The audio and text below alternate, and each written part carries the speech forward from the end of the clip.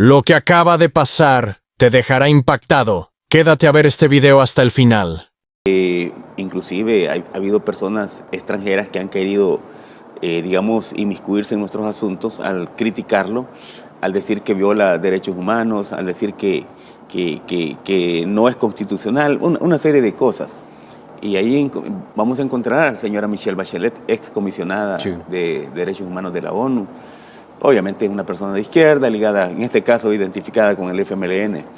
Pero también hay que decir de que el régimen de excepción, que fue una situación, valga la redundancia, excepcional, derivada de una coyuntura de un fin de semana fatídico para el país, y el Plan Control Territorial, aunado también a la construcción del SECOT, han sido las respuestas contundentes y efectivas en contra de la delincuencia. El flagelo que el presidente anunció en su primer discurso de toma de posesión, la medicina amarga, que fue directamente aplicada a la delincuencia, pero no a la población, porque la población hoy día vivimos en un clima de paz. Hemos recuperado lo que llamaríamos la libertad ambulatoria, podemos andar por todos lados, la gente puede estar en los parques a muchas altas horas de la noche. Antes no se podía hacer eso, ya no existen los estados de los toques de queda que hacían los pandilleros, y esa situación va a durar hasta que tenga que durar. Eso yo no puedo determinar a decirle a la Asamblea Legislativa ya estuvo, no. Creo que va a durar hasta donde tenga que durar, precisamente porque en este momento también el mismo presidente lo ha dicho, se ha recuperado un 97, 98%, se han aniquilado las pandillas. Existen reductos todavía, y aquí yo lo voy a decir una vez más, ya lo dije en otros medios, que el señor ministro de Seguridad Pública, la inteligencia, tiene que ponerle mucho ojo al tema de las escuelas. Y voy a decir esto porque los reductos están tratando de generar una segunda oleada utilizando una mutación de pandillas. Es decir, el chico de la escuela X lo mandan a la escuela Y y viceversa, llegan a esos lugares, hacen su agrupamiento, porque hay que ser claro, ellos son líderes natos, negativos, pero líderes. Se rodean de niños incautos, los ven que cargan dinero, los ven que los siguen las chicas, los ven que, bueno, llevan también. Entonces, ¿qué está ocurriendo? Que en los centros escolares se está cometiendo ese tipo de situaciones, y es un llamado al señor ministro de Seguridad Pública para que le pongan ojo a ese asunto. Yo ya lo hice ver en otros medios y sería bueno que lo implementaran. De hecho, creo que algunas acciones ya se hicieron con los jóvenes de un instituto de Chalatenango, aquí en San Salvador, etcétera. Pero ahí está latente. Esa es, digamos, la nueva, digamos, esquema de reorganización de grupos pandilleriles. Recordemos que en las escuelas o en los menores de edad han quedado hijos, hermanos menores, primos, cuñados, familiares cercanos a los pandilleros que hoy están en SECOT, aunque no tengan comunicación, pero sí tienen alguna identificación con esos grupos, que obviamente el gobierno tendrá que buscar la manera de proceder a aniquilarlos. Cuando se habla de mutuación, Mauricio, ¿qué es lo que llevó a que se diera este fenómeno o esta situación en nuestro país? Porque teníamos antecedentes de que los pandilleros negociaron con funcionarios. También se tenían antecedentes de cómo había facilidades del Estado para este fenómeno social. Entonces, acá entra la parte donde muchos dicen, existía un Estado fallido en El Salvador. Nos encontramos frente a un Estado fallido precisamente por la falta de voluntad política. Es decir, durante los gobiernos de Arena y del FMLN, ellos conocían y sabían perfectamente que las pandillas son un residuo que viene del conflicto armado. En la época del conflicto armado, la madera era el conflicto armado. Cuántos combates y todo lo que daba entre guerrillas y el gobierno salvadoreño, la Fuerza Armada de aquella época. Nunca se habló de lo que estaba emergiendo ahí en la sociedad, el caldo de cultivo que eran los pandilleros juveniles que vinieron de Estados Unidos, obviamente. Entonces, ¿qué es lo que ocurre? Que cuando se firma la paz, que ya fue derogada, comienza a resurgir ese tema de las pandillas. Y comienzan a hacer los reclutamientos, a armarse y a tecnificarse de modo tal que fueron los soldados últimos de la, ¿cómo llaman? Narcotráfico internacional. Ellos han sido los sicarios, los transportistas y los vendedores al detalle, al menudeo, el narcomenudeo en El Salvador y en otros países. Entonces, ¿qué es lo que ocurre con esto? Que Arena y FMLN sí sabían de todo esto. La inteligencia policial tenía claro eso, pero los policías no podían actuar mientras el presidente no les daba la orden. Sí se sabía. Sí. Entonces quiere decir que no había voluntad política por una sencilla razón. Porque para Arena y FMLN, las pandillas y su familia representaban votos. O sea, ellos lo veían a nivel de votos. Y eso, por esa razón, permitieron aquellas famosas treguas. El hecho de haber convertido yo trabajé en centros penales y cuando eso sucedió yo no estaba por ahí, pero sí supe de llevar prostitutas, tenían sus oficinas, sus lugares de estadía ahí con todas las comodidades del caso, hasta con aire acondicionado en algunos casos, comida, no de la de ahí, no que de fuera, tener todas las facilidades. Entonces, eso fue producto de las negociaciones que tuvieron con los gobiernos de Arena y FMLN y era parte del clientelismo político de aquella época. Me dice que negociar la vida de salvadoreños a cambio de un respaldo electoral era increíble. Ahora vemos de que a casi 6 años se ha tenido esta voluntad para poder cambiar la realidad de muchos de los salvadoreños a la hora de implementar un plan control territorial en diferentes fases. Si bien hay diferentes aristas que se deben de trabajar a profundidad, pero se ha visto un cambio radical y queda demostrado en diferentes sondeos de opinión, Mauricio, cuando la población, 9 de cada 10 salvadoreños dicen sí, estamos viendo el trabajo que está haciendo el presidente Nayib Bukele en el tema de seguridad específicamente, cuando se implementa este plan control territorial y se da esta vigencia del régimen de excepción. Sí, lo que sucede en ese caso es que la población estaba cansada prácticamente de la situación. La cultura de denuncia no existía, sí, porque la gente tenía temor. Todavía existen personas con temor, todavía hay que decirlo. Pero la gente no tenía cultura de denuncia. Ahora la gente se ha apropiado porque se siente respaldada por instituciones que realmente le garantizan la vida. En el caso de la policía, en el caso de la Fuerza Armada. Es feo decirlo, pero de hecho por esa razón hay un exministro del área de seguridad del presidente Sánchez Serén que negoció con estas personas e inclusive hasta les prestaban los polígonos de tiro para sí, ir a blanquear. ¿Para qué blanquear? Para ayudar a nuestro mismo pueblo. Entonces eso es una cosa horrorosa que solamente en una mente perversa podía existir. Todo por unos votos más. Entonces, lo que pasa en este momento es de que el presidente viene en el 2019 y genera una ruptura histórica. Una ruptura que básicamente, como decimos, rompió el molde, desechó lo que son ideologías y retomó las necesidades del pueblo. Ese es el principal, digamos, objetivo que se le detecta al presidente en su primer mandato, cuando él hace la lectura precisa del problema de los salvadoreños, que era la inseguridad. Y precisamente por eso el plan control territorial, y por eso es que el fatídico 9 de febrero, que él llegó a la Asamblea, pues a exigir que le dieran los fondos para poder salvar la vida de los salvadoreños. Antes se contaban por día. Claro. En una ocasión hicimos un conteo, eran 40 personas que habían en el día, y ahora podemos contar días.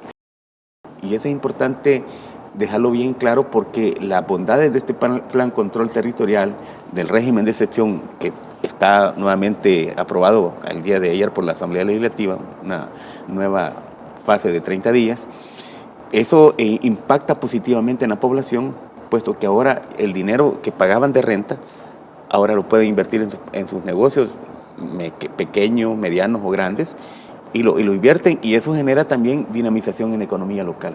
Entonces, esas son las bondades que muchas personas y muchos mandatarios extranjeros se han fijado en El Salvador. De hecho, precisamente por eso es que va el presidente Bukele a Costa Rica, invitado por el presidente Rodrigo Chávez, a recibir una alta condecoración por la eficacia de la política de seguridad en El Salvador. Estamos hablando de la seguridad que ahora en El Salvador existe y que permite ser un referente a nivel internacional. El régimen de excepción continúa y lo hemos estado conversando en estos minutos, pero el plan control territorial también. Y de hecho, recientemente se instaló, Mauricio, un cerco de seguridad en la colonia 10 de octubre al sur de San Salvador. ¿Qué es lo que esto implica desde su arista? Es parte de la fase de extracción del plan control territorial, es decir, se focalizan, como en este momento los pandilleros han huido, se han ido a refugiar a diferentes lugares, algunos fuera del país, pero la Interpol también los está capturando y los está haciendo llegar acá a El Salvador. Esto recuerda mucho cuando en la época que éramos jóvenes y las Fuerzas Armadas de aquella época hacían los famosos cateos, ¿verdad? Cerraban una colonia e iban y pedían documentos, hasta documentos de la casa, si era de ellos, verificaban quiénes vivían, etcétera. Si había armas, obviamente esas personas quedaban detenidas. Era un escenario político diferente. En este caso, estamos enfrentándonos a un agrupamiento que le generó tanto daño a la población salvadoreña y que esos reductos que han quedado ahí, la fase de extracción significa focalizar dónde están concentrados, cercar y extraer. Ese es el accionar que está haciendo en este momento la policía. Se publicita lo de la 10 de octubre porque es como emblemática en San Salvador esa colonia. Puede ser en Santa Ana, puede ser otra en San Miguel, etc. Es muy probable que se estén haciendo otros cercos militares sin previo aviso. Porque, pues sí, el delincuente si le avisan, sale huyendo. Sí. Sin embargo, este elemento disuasivo está haciendo que ellos salgan de sus lugares, corran para otro, pero en el otro lugar siempre la inteligencia los va a focalizar y los va a capturar. Entonces, esto a la larga tiene una implicación muy positiva en la población, puesto que le da la certeza de que hay un gobierno que está velando por su seguridad. Simplemente es seguridad para la gente, se siente respaldada por un gobierno a través de su gabinete de seguridad. Aparte de ello, importante decirlo que se ha trastocado instituciones que no debieron haberse trastocado con el tema de la delincuencia, y lo voy a decir acá. Sí. Llamó mucho la atención cuando las primeras capturas en la 10 de octubre aparece una señora de mantito muy relacionada con una iglesia evangélica, cristiana evangélica. Entonces, ahí queda muy, muy claro y muy establecido y no es cuestión de que la capturaron por sospechas, eso ya tenían toda una serie de investigaciones al respecto y deja claro de que las instituciones como la iglesia, como la escuela, están siendo utilizadas por la delincuencia para los niveles de operatividad que ellos tienen. En este caso, el caso de esta señora se dice que era vendedora y facilitadora, mensajera de los grupos de pandillas.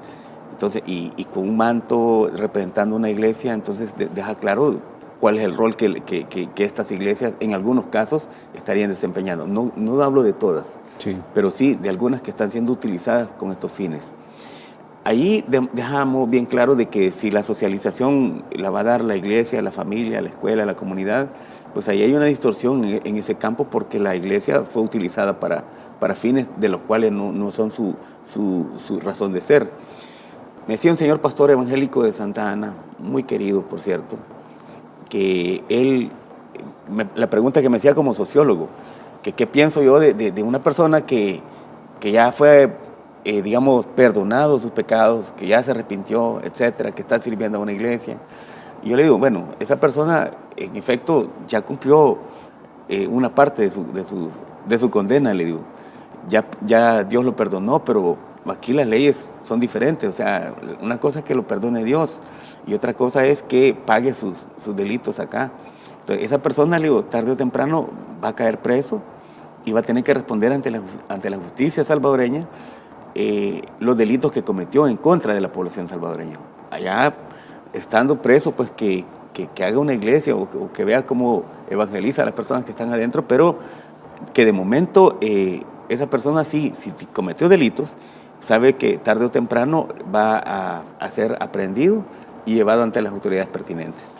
Era la misma idea que mencionaba el presidente Nayib Bukele a la hora de ser cuestionado por diputados argentinos en su visita oficial. Y él mencionaba, una cosa es Dios, del perdón, pero también entra la parte de la justicia terrenal. Si cada uno de estos delincuentes hicieron diferentes delitos atroces, por ejemplo, cuando se daban esas masacres, tienen que pagar por cada uno de sus delitos. Ahora bien, hablando siempre sobre el cerco de seguridad instalado en la colonia 10 de octubre. Al momento se tienen 39 sujetos que han sido detenidos, muchos relacionados con la delincuencia común, otros ligados a estas estructuras terroristas. Se habla más de 1.100 registros de allanamientos preventivos. Vemos cómo la operatividad continúa, pero la confianza de la población existe. Antes, usted lo mencionaba, no existía por el simple hecho de que también los policías, los militares, los agentes de seguridad de las cárceles eran víctimas de esta situación. Teníamos incluso de cada uno de los elementos. Bueno, lo que está claramente establecido, que estamos en una etapa en la cual se están dando los últimos afinamientos al plan control territorial. Es decir, como dijo el presidente en algún momento, llevar hasta el último de los pandilleros a la cárcel. Sí. Eso es lo que están haciendo. El cerco de la 10 de octubre es una respuesta de ello. Y es una respuesta contundente, fuerte, pero también, y es una medicina amarga también, pero es medicina amarga para la delincuencia, porque la población se siente tranquila, se siente respaldada, y eso lo dicen las encuestas. 9 de cada 10 salvadoreños respaldan este tipo de decisiones. La gente está contenta, pero también hay que decirlo que también la seguridad aquí y en cualquier parte del mundo es cara, Sí. y alguien tendrá que pagar, pues. Y eso nos toca a nosotros los salvadoreños, el tratar de vivir, digamos, en condiciones de seguridad, de paz. Obviamente, el presidente ya tiene previsto, digamos, los mecanismos que van a permitir que esto se perdure en el tiempo. El sueño de la oposición política es que un día llegar al poder y liberar a todos los pandilleros. O sea, eso creo que no va a pasar, porque la población salvadoreña está consciente de que esta medida ha sido muy efectiva y aplaudida por propios y extranjeros. De hecho, hasta hay países donde están tratando de tropicalizar el hecho de la política de seguridad pública de El Salvador. En Argentina, por ejemplo, la visita que tuvo el presidente Bukele a Argentina dejó, digamos, establecidas como las líneas en las cuales El Salvador ha conducido el tema de seguridad, porque Argentina, es cierto, tiene un problema de inseguridad, de narcos grandes y narcomenudeo. Pero hay diferencias abismales. Nosotros, El Salvador, siendo el país más pequeño de América Latina, teníamos 105 por cada 100.000 habitantes. Y se alegraron los gobiernos de Arena y del FMLN cuando redujeron a 52 por cada 100.000. Y Argentina está preocupada porque tiene 20 por cada 100.000 habitantes. Para ellos es mucha delincuencia. Entonces, imaginémonos las dimensiones. Ahora bien, la medida aplicada en El Salvador, ya buscan otros mandatarios tratar de ponerla en función en sus países, obviamente respetando las particularidades que cada nación tiene. Pero todos reconocen que ha sido efectiva, porque le lleva alivio a la familia salvadoreña, pero también genera, digamos, una imagen muy positiva para el país, de modo tal que la inversión extranjera y la inversión local pueda, valga la redundancia, hacer sus inversiones y eso generar, digamos, dinamización económica. Fuera del presupuesto en seguridad, en lo que se traduce de no tener. Si nos vamos al pasado, ¿cuánto era la inversión que hacía el Estado por atender a un lesionado por arma blanca, que rondaba hasta $23,000? Claro. Ahora por arma de fuego. Ahora tenemos otro escenario totalmente diferente, donde se contabilizan días sin. Sí. Entonces, ¿cuál es su punto de vista en torno? ¿Cómo se está posicionando El Salvador a la hora de contar días sin? Incluso ya se mencionaba de 2 años sin, bajo la administración del presidente Nayib Bukele. 763 días, sí, creo que van sin. Y un buen porcentaje de ellos ya dentro del régimen de excepción. Esto tiene un impacto en todos los sentidos, tiene muchas aristas. Por una parte, digamos, la imagen positiva que se da de El Salvador como el país más seguro de todo el hemisferio occidental.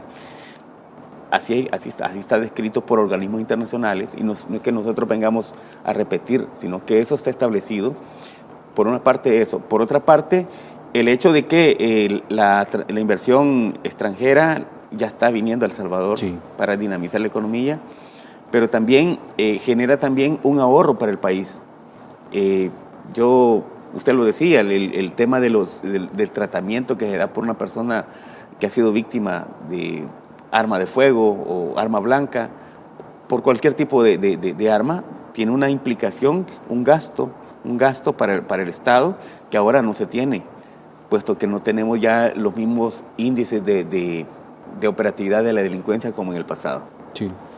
Vemos que esto está relacionado a lo económico, ya lo adelantaba usted, y por eso quiero centrarme también a esto. El presidente, cuando asume nuevamente las riendas del país por un segundo periodo, decía, ganado el tema de seguridad o saneado la enfermedad que permitieron gobiernos anteriores, ahora la prioridad va a ser el tema económico. Y recientemente también daba a conocer el plan económico en diferentes fases, 3 de 6. La primera es alimentación y me centro en esta. ¿Por qué? Porque siempre se busca el bienestar de los salvadoreños. Estamos hablando de la creación de agromercados, de una central de abasto donde está habilitada en diferentes horarios para que la población encuentre precios bastante cómodos, pero se habla también de la reducción o la eliminación de aranceles de los productos esenciales de la canasta básica. ¿Qué significa esto? Bueno, esto surge de una situación coyuntural muy específica. Hay que reconocer que Guatemala ha sido el país que nos ha proveedor de verduras, legumbres, frutas y hortalizas. Sí. El Salvador ha sido un país que no, hace mucho tiempo, producto de la fuga masiva que tuvimos para los Estados Unidos, principalmente salvadoreños, solamente nos habíamos quedado a ser un receptor de remesas, no de producir. De hecho, ya vamos a hablar de eso, hay una cantidad de tierras que están ociosas en El Salvador, que pueden ser productivas. Es un fenómeno sociológico que tiene implicaciones en el ámbito económico. Sí. Esa situación obligó a El Salvador en ese momento, aunque el presidente ya lo había anunciado en el discurso de toma de posesión de su segundo mandato, que iba a centrar todo su esfuerzo a recuperar, a lograr lo que llamaría el milagro económico, que estamos nosotros como salvadoreños expectantes al respecto. Sí. Entonces, implementa la primera fase, que son los agromercados, que fue una respuesta pero muy efectiva y muy en el momento, cuando la gente estaba siendo vapuleada económicamente, ya no por las pandillas, sino por el tema económico al ir a los mercados, y que $10 no le servían para mucho, no le alcanzaba para mucho. Entonces viene el presidente y genera, digamos, esta estrategia que permite crear primero 44 agromercados. Sí. Entonces viene la oposición y dice, bueno, pero mire, se están haciendo cola, igual que en Cuba. Sí, estaban haciendo cola, pero logrando un precio y la calidad del producto muy diferente a como se estaba vendiendo en el mercado tradicional. Eso genera, digamos, un impacto muy positivo en la población, tanto así que de 44 el presidente decide subir a 50 agromercados a nivel nacional. Solo la ciudad de Santa Ana tiene 2 o 3, creo, dos. Yo conozco de 2. Sí. Y se mantienen ahí, y ahí están los 5 días de la semana, de las no sé qué hora de la mañana hasta la 1 de la tarde, y la gente está comprando, y se acaba el producto. Y también esto ha generado también otro fenómeno muy importante. Conozco de un joven en Santa Ana que él heredó unas tierras. Para los que dicen de que no producimos, él heredó unas tierras, y agrónomo, por cierto, y comenzó a producir. Ahora es el principal proveedor de un tipo de productos en los agromercados de Occidente. Un joven de 23 años, productor, generando su propio desarrollo para su familia, generándole condiciones de abastecimiento al mercado local a precio justo. ¿Por qué razón? Porque ya no existe el intermediario, porque él viene de la tierra al agromercado. Ya no existe el coyote, el intermediario comisionista, que son los que especulaban con los precios. Y al especular con los precios, estas personas tenían acuerdo con el pequeño productor. Le facilitaban el abono, todos los agroquímicos, pero le tenían que vender a él. Entonces él venía, compraba, les pagaba lo que les iba a pagar, que era una cantidad exigua, y él fijaba el precio en el mercado. Entonces, obviamente, los productos nuestros siempre han sido mucho más caros que los productos que han venido de otra parte. Precisamente ese fenómeno, el presidente viene y le da, digamos, un golpe fuerte con la creación ahora de una central de abastos, que es como la nueva etapa de la creación de muchas más centrales de abasto, que va a permitir que este muchacho ya no vaya de agromercado en agromercado, sino que vaya a una central de abasto, deje el producto con ellos y ellos distribuirlo a los agromercados circundantes. Amigos, hemos llegado al final de esta noticia. Si te ha gustado, por favor, dale like y comparte. Suscríbete si te gusta este tipo de contenidos. Soy Wilson Valencia y nos vemos en un próximo video. Gracias.